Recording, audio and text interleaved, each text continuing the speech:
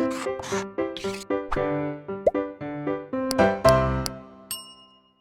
Students, blueprint detail में आपका स्वागत है बच्चों। मैं आपका फिजिक्स टीचर अनुज शर्मा। बच्चों, जैसा कि आप जानते हैं कि हमारी जो चुंबकीय क्षेत्र की यूनिट थी बेटा, यूनिट 3 बिल्कुल लास्ट में चल रही थी। और जो बच्चों हमारा चैप्टर चल रहा था वो है चुंबकत्व, मैग्नेटिज्म। तो बच्चों, आज हमारा ये चैप्टर खत्म होने जा रहा है, क्योंकि आज मैं इसमें आपको लास्ट टॉपिक करवाने जा रहा हूँ बेटा, और वो ये है पृथ्वी का चुंबकीय क्षेत्र। ठीक है बेटा। तो पृथ्वी के चुंबकीय क्षेत्र में बहुत अलग अलग तरीके के टॉपिक हैं जिसको हम एक एक करके पढ़ेंगे। और बच्चों, फिर मैं आपको इस पर कुछ न्यूमेरिकल्स कराऊंगा। तो इसको थोड़ा ध्यान से समझना है। इसमें बहुत ज़्यादा ऐसा कुछ लिखने का नहीं होता, छोटी छोटी जानकारियाँ आपको लेनी है। ठीक है बेटा। तो आप देख सकते हैं पृथ्वी के चुंबकीय क्षेत्र में सबसे पहले बेटा मैंने एक एक ऐसी डायग्राम बनाया हुआ है जिसमें आपको कुछ चीज़ों का पता चलेगा कि जैसे उत्तरी ध्रुव और जो हमारे भौगोलिक उत्तरी ध्रुव और चुंबकीय उत्तरी ध्रुव क्या होते हैं, कैसे उन्हें बताया गया। और बच्चों, चुंबकीय निरक्ष और भौगोलिक निरक्ष क्या होते हैं, उसके बाद इनकी परिभाषा देखेंगे। और पृथ्वी का चुंबकीय क्षेत्र थोड़ा देखेंगे किस प्रकार का है। ठीक है बेटा। तो बच्चों, पहले तो मैं बता दूं कि पृथ्वी का जो चुंबकीय क्षेत्र है बच्चों, उसमें बहुत प्रकार की विचार विमर्श किए गए हैं कि पृथ्वी का चुंबकीय क्षेत्र क्यों है, क्यों एक पृथ्वी चुंबक की तरह बात करती है, या उसके अंदर क्यों चुंबकीय व्यवहार है। तो या आप देखें, अगर हम किसी चुंबक को, दंड चुंबक को, यानी जिसे हम बार मैग्नेट कहते हैं बेटा, उसे हम स्वतंत्रता पूर्वक लटकाएं तो हमेशा वो नॉर्थ और साउथ में रुकती है, उत्तरी और दक्षिण ध्रुव। वो उत्तरी ध्रुव दक्षिण ध्रुव कौन सा है बच्चों? तो पहले मैं बता दूं, वो हमेशा भौगोलिक उत्तरी ध्रुव और दक्षिण ध्रुव होता है। तो पहले मैं आपको इस पर एक बात बताता हूँ। तो बेटा, सबसे पहली बात है कि जो पृथ्वी का चुंबकीय क्षेत्र वो इस प्रकार से है कि वो जो एक उसकी दंड चुंबक मानी जाए, अगर थोड़ी देर के लिए उसको एक कल्पना की जाए कि उसकी दंड चुंबक इस प्रकार है, तो उसका जो चुंबकीय अक्ष है बेटा, जो उसका ये जो आप देखेंगे चुंबकीय अक्ष, इसको बिल्कुल ऐसे बना देते हैं हम लोग, ये वाला, ये जो चुंबकीय अक्ष है बेटा, ये जो भौगोलिक अक्ष है, जो हम कह सकते हैं भौगोलिक ध्रुव है। अब ये देख सकते हैं एक चुंबकीय अक्ष है बच्चों, ये वाला चुंबकीय अक्ष है इस प्रकार से, ये चुंबकीय अक्ष है बेटा, चुंबकीय अक्ष, चुंबकीय अक्ष। ठीक है बेटा। तो ये जो चुंबकीय अक्ष है बच्चों, इसमें मैं आपको बताना चाहूंगा, ये चुंबकीय अक्ष जो है भौगोलिक अक्ष से, क्योंकि ये वाला जो अक्ष है बच्चों ये भौगोलिक अक्ष है, इससे हमेशा किसी कोण पे रहती है। तो ये जो कोण होता है बच्चों, ये बड़ा इंपॉर्टेंट है, जो आपको परिभाषा आएगी। इस कोण को हम थीटा बोल सकते हैं। और ये जो बच्चों होता है, इसका मतलब ये है कि जो चुंबकीय अक्ष है और भौगोलिक अक्ष है एक साथ एक दूसरे के पैरेलल में नहीं है, समांतर नहीं है, एक दूसरे को काटते हुए। और इसी एंगल को बोलते हैं बच्चों हम डिक्लाइनेशन एंगल, जिसको मैं आगे आपको समझाऊंगा। तो बच्चों, दूसरी बात यह है कि जब हम कोई दंड चुंबक लटकाते हैं तो उसका उत्तरी ध्रुव जो है, वो जो पृथ्वी के अंदर एक चुंबक मानी गई है, उसके दक्षिणी ध्रुव की तरफ आकर्षित होता है बेटा। ये दक्षिणी ध्रुव है। तो जब इसकी तरफ आकर्षित होगा हमारी चुंबक का उत्तरी ध्रुव, तो हम कह देते हैं कि वो उत्तरी ध्रुव भौगोलिक उत्तरी ध्रुव की तरफ चला गया। तो हम हमेशा ये कहते हैं कि जो चुंबक रुकती है वो उत्तरी और दक्षिण ध्रुव की तरफ रुकती है। तो उत्तरी दक्षिण ध्रुव कौन से बेटा? वो है भौगोलिक उत्तरी ध्रुव, ठीक है ना, और दक्षिण ध्रुव। क्यों? क्योंकि जो चुंबक की जो ध्रुव है वो दक्षिण ध्रुव जो है भौगोलिक उत्तरी ध्रुव की तरफ है। तो जब हमारी कोई चुंबक का जो उत्तरी ध्रुव है चुंबक के दक्षिण ध्रुव की तरफ आता है पृथ्वी के, तो वो ऑटोमेटिकली पृथ्वी के भौगोलिक उत्तरी ध्रुव की तरफ चला जाता है और हम कहते हैं वो उसकी तरफ रुक गई। लेकिन वो एग्जैक्ट नहीं जाती, क्योंकि जो चुंबक हमारी धन चुंबक पृथ्वी के दक्षिण ध्रुव की तरफ जाएगी, उसमें और भौगोलिक उत्तरी ध्रुव में थोड़ा सा डिफरेंस रहेगा।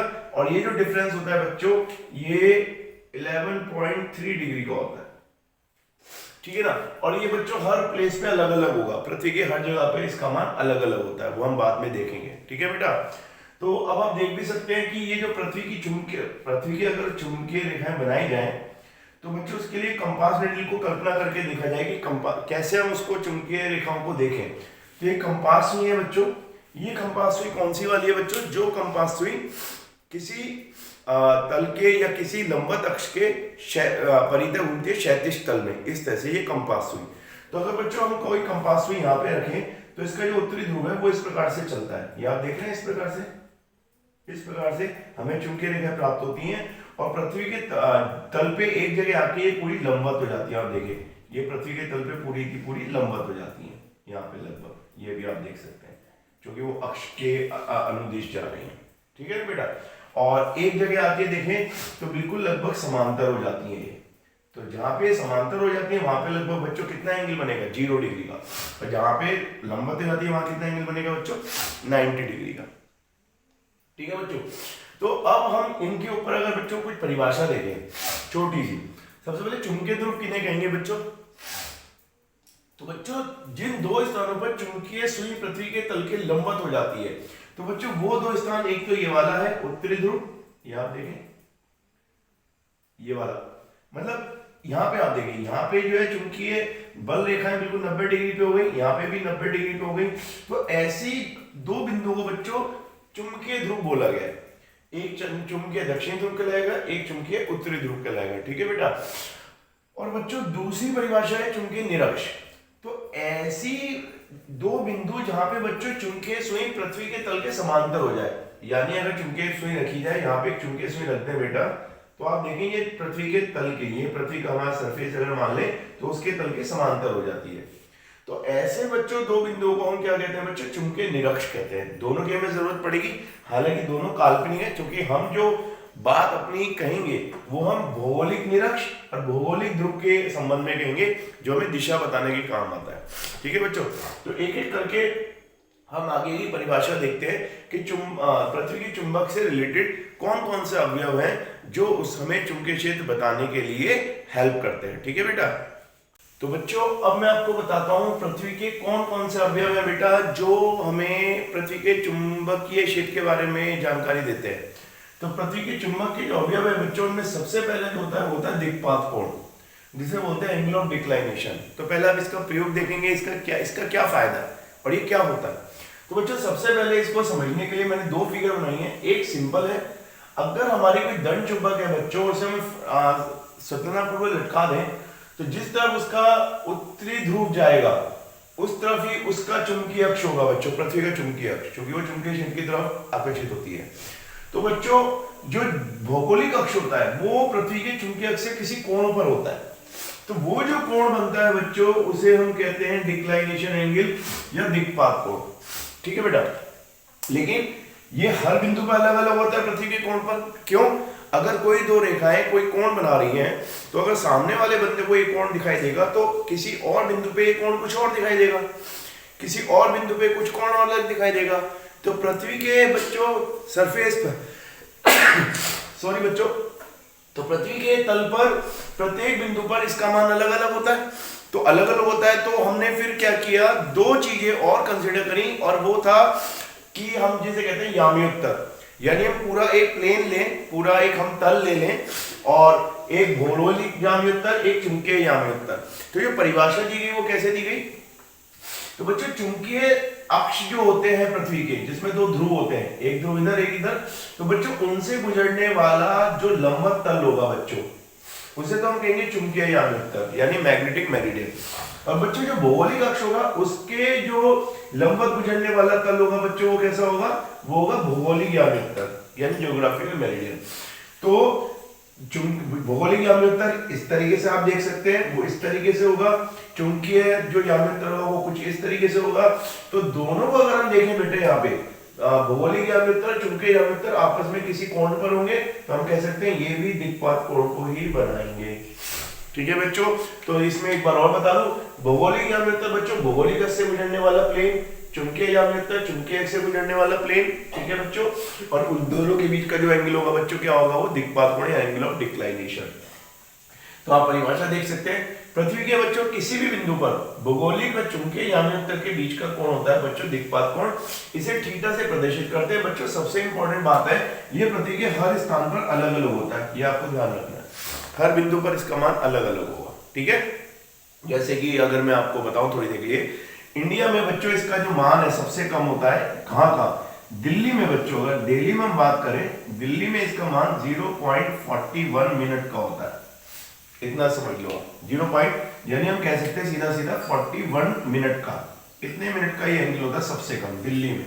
और बच्चों अगर मुंबई में हम बात करें, यानी मुंबई में, तो मुंबई में इसका जो मान होता है बेटा वो होता है 0.58 डिग्री, इस तरीके का। ठीक है बच्चों। तो आप देख सकते हैं कि मुंबई में थोड़ा सा ज्यादा होता है ये 0.58 डिग्री, ये डिग्री में है, और ये है 41 मिनट बच्चों। ये तो बहुत ही कम है 40 मिनट। अब बच्चों इसका मतलब दिल्ली में अगर हम बात करें, कोई भी अगर हम धन चुंबक को स्वतंत्रता पूर्वक लटकाएं तो वो जो भौगोलिक अक्ष से जो कोण बनाएगी वो बच्चों 41 मिनट का बनाएगी, ठीक है ना बेटा। और जो मुंबई में बनाएगी वो 0.58 डिग्री का बनाएगी। तो बच्चों मैं आपको इसमें एक बात बताता हूँ, एक क्वेश्चन बोर्ड में आया हुआ है कि जो दिक्पात कोण से बताने के लिए कौन सी चुंबकीय सुई प्रयोग की जाती है। तो बच्चों इसमें चुंबकीय सुई वो प्रयोग की जाती है जो क्षैतिज दिशा में स्वतंत्रता पूर्वक क्या कर सके बच्चों, घूर्णन कर सके, रोटेट कर सके किसी लंबवत अक्ष के चारों तरफ, इस प्रकार, ठीक है बच्चों। तो वो दिक्पात कोण बताने में काम आती है। और बच्चों मैं आपको बता दूं इसका काम होता है दिशा बताने के लिए। इससे हम भौगोलिक उत्तरी ध्रुव दक्षिण ध्रुव पता कर सकते हैं, ठीक है ना बेटा। तो ये दिक्पात कोण हो गया। अब बच्चों इसी में एक और अवयव की हम बात करेंगे जो बहुत इंपॉर्टेंट है, और उसको जो है न्यूमेरिकल हमें बहुत ज्यादा मिलेंगे बेटा उस पर। तो अब मैं आपको वाला जो समझाता हूँ उसको आप ध्यान से समझिएगा। तो बच्चों अब जो दूसरा बच्चों बहुत इंपॉर्टेंट है, इसमें बहुत ज्यादा न्यूमेरिकल आपको आते हैं, और अगर मैं बोलूं कि न्यूमेरिकल आते ही बच्चों सबसे ज्यादा इस पे है, तो वो है बच्चों नमन या नति कोण, यानी एंगल ऑफ डिप कहते हैं बच्चों, ठीक है। तो बच्चों पृथ्वी के किसी भी बिंदु पर जो पृथ्वी का चुंबकीय क्षेत्र होता है बच्चों, वो क्षैतिज दिशा से जो भी कोण बनाता है उसे नति कोण कहते हैं, ठीक है। अब इसको थोड़ा सीकर से समझते हैं बच्चों। अगर हम कोई चुंबकीय बल रेखाएं दिखाएं बच्चों, मैंने एक ही चुंबकीय बल रेखाएं दिखाई है पृथ्वी की, तो बच्चों आप दो चीजें देखो। एक तो जो निरक्षीय अक्ष होगा बच्चों, चुंबकीय निरक्षीय अक्ष, वहां पे चुंबकीय लगभग समांतर हो जाती है, आप देख रहे हैं, और बच्चों ध्रुव पे जाके लगभग लंबवत हो जाती है। लेकिन बच्चों बाकी किसी बिंदु पर हम देखें तो अगर ये चुंबकीय बेल रेखा इस प्रकार से गई है और ये पृथ्वी का तल है या पृथ्वी का सरफेस है, तो ये क्षैतिज दिशा जो है बच्चों, इससे जो कोण बन रहा है डेल्टा, इसका नाम मैंने डेल्टा रखा है, और इसे ही बोलते हैं बच्चों नति कोण। ये आप देख सकते हैं नति कोण। तो बच्चों अगर हम इस चुंबकीय क्षेत्र के दो घटक करें तो पृथ्वी के तल पर क्षैतिज दिशा में जो घटक होगा बच्चों, क्षैतिज घटक कहलाएगा BH, और बच्चों जो लंबवत घटक होगा उसे हम कहते हैं BV, जो उसके लंबवत घटक होगा। तो बच्चों एक तो नमन कोण है, सेकंड वाला इंपॉर्टेंट, और तीसरी जो परिभाषा आती है वो आती है क्षैतिज घटक, पृथ्वी का क्षैतिज घटक। क्योंकि बच्चों हम तो पृथ्वी पर रहते हैं, तो हमें जब भी कोई चुंबकीय क्षेत्र की बात करनी पड़ेगी तो हमारे लिए जो काम का होता है वो क्षैतिज घटक ही होता है बच्चों।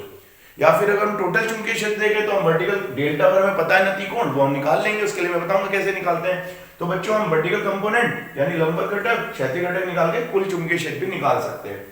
तो बच्चों अब इसको अगर मैं इस फिगर में दिखाऊं, क्योंकि अगर आपको जब तीनों अवयव आएंगे तो आपको ये वाली फिगर बनानी होगी बेटा, ये बोर्ड की फिगर है, इंपॉर्टेंट, ये इंपॉर्टेंट फिगर है। तो बच्चों अब डेल्टा कैसे दिखाएंगे, तो अगर हम बच्चे यहाँ पे कोई चुंबक लटकाए तो चुंबक बच्चे चुंबकीय जामेत्र में रुकेगी, तो वो इस तरह से सपोज इस दिशा में रुक गई, तो जिस दिशा में रुकेगी वो उसका कुल चुंबकीय क्षेत्र होगा पृथ्वी का। और बच्चों वो क्षैतिज दिशा से जो भी कोण बनाएगा उसे बोलते हैं एंगल ऑफ डिप यानी नति कोण। तो बच्चों इसके दो कंपोनेंट होंगे, आप देख सकते हैं। इस चुंबकीय क्षेत्र का एक कंपोनेंट कौन सा होगा, वो है एक लंबवत कंपोनेंट जो BB होगा, और एक कंपोनेंट होगा बच्चों ये वाला जो क्षैतिज दिशा में होगा, ये BH होगा। तो सीधा सीधा बच्चों क्षैतिज घटक की परिभाषा में तो कुछ नहीं है, इसे मैं समझा देता हूं बस।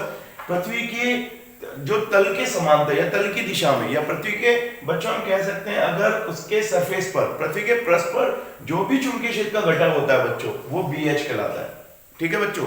इसमें बच्चों मैं एक बात बता देता हूं आपको, जो निरक्षीय अक्ष होता है, जैसे निरक्षीय अक्ष है बच्चों, निरक्षीय,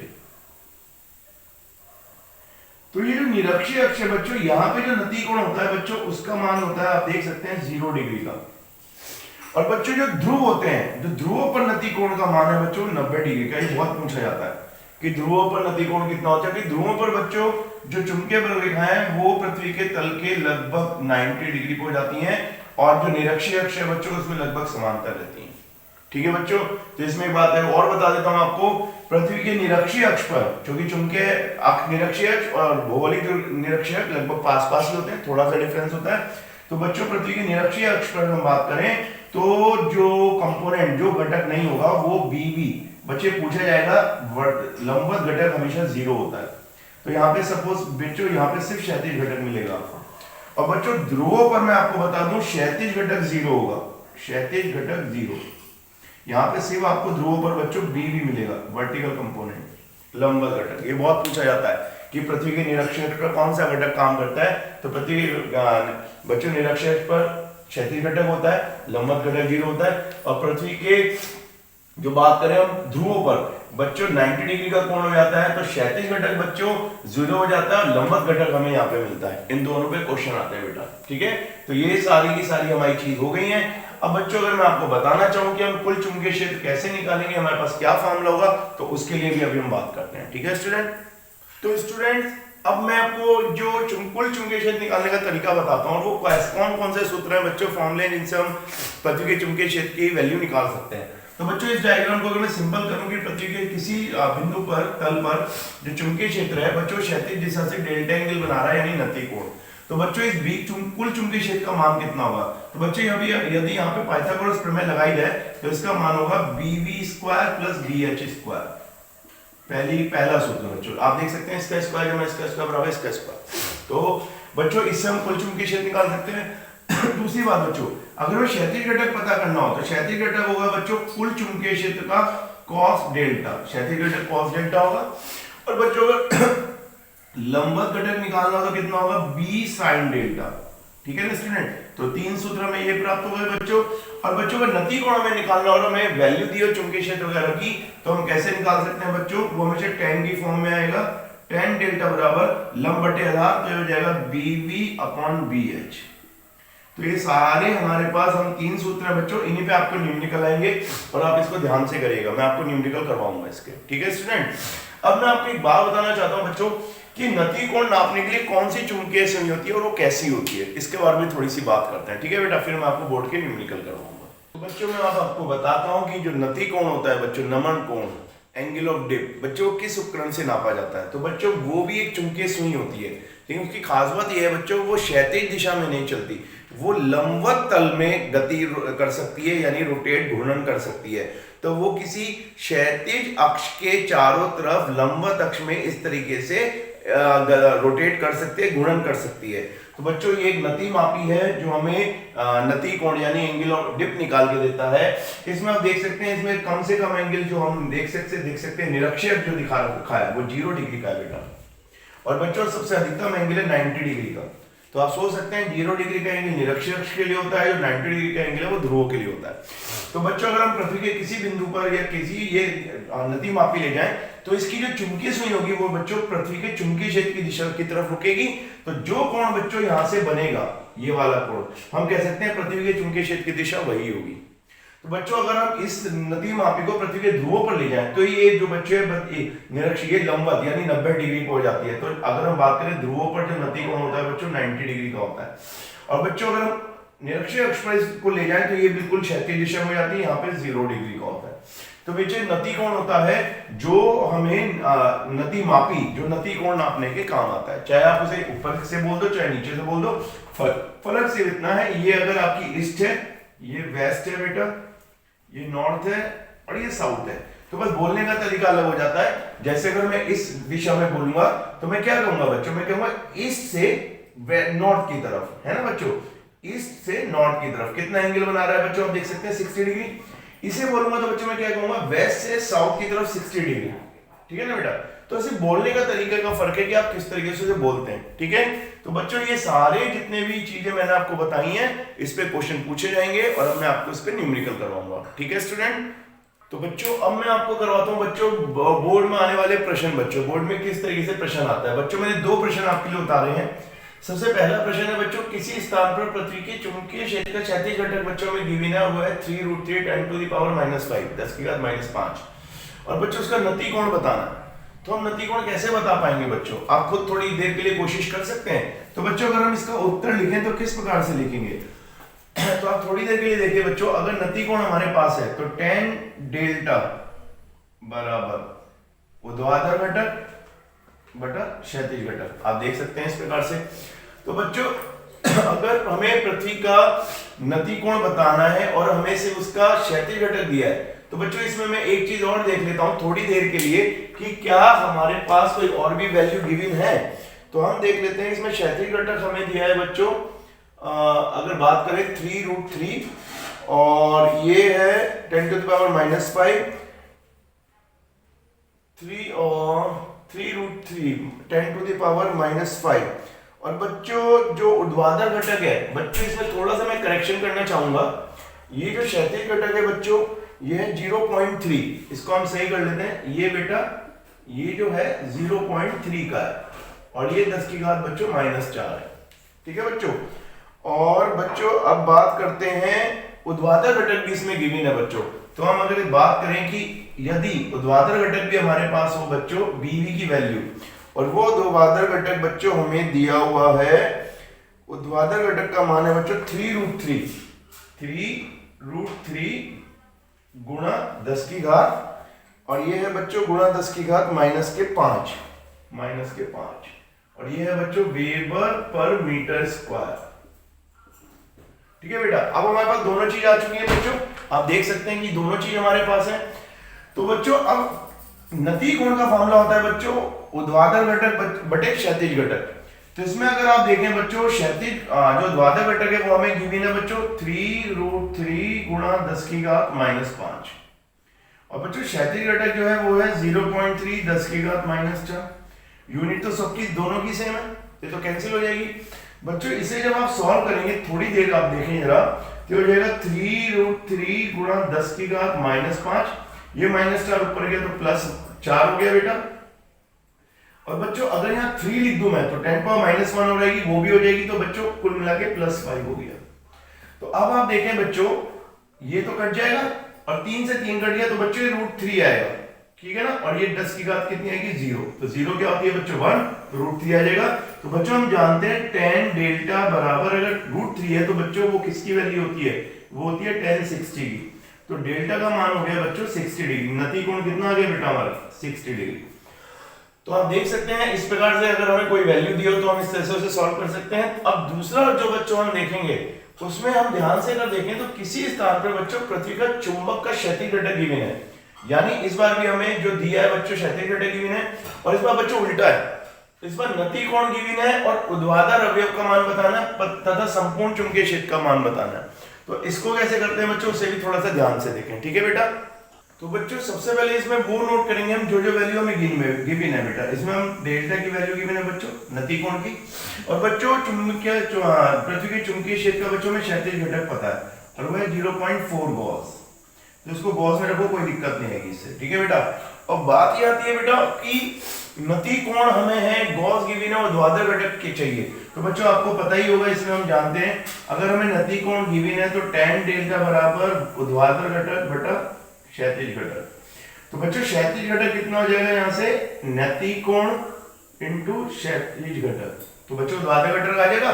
तो ऊर्ध्वाधर घटक की वैल्यू कैसे निकालें बच्चों, ये आ जाएगा बच्चों tan, और नति कोण है बच्चों 30 डिग्री, और बच्चों क्षैतिज घटक है 0.4। तो इसको अगर tan 30 को हम रख दें बच्चों 1/√3 0.4, तो बच्चों जब आप इसकी वैल्यू लिखोगे पूरी 1/√3 की वैल्यू आपको पता होती है 1.732। तो बच्चों जब हम इसको पूरा सॉल्व करेंगे तो ये वैल्यू लगभग 0.23 बनती है बच्चों, और इसको हम बोल सकते हैं बच्चों गॉस 0.23 गॉस। ठीक है बच्चों।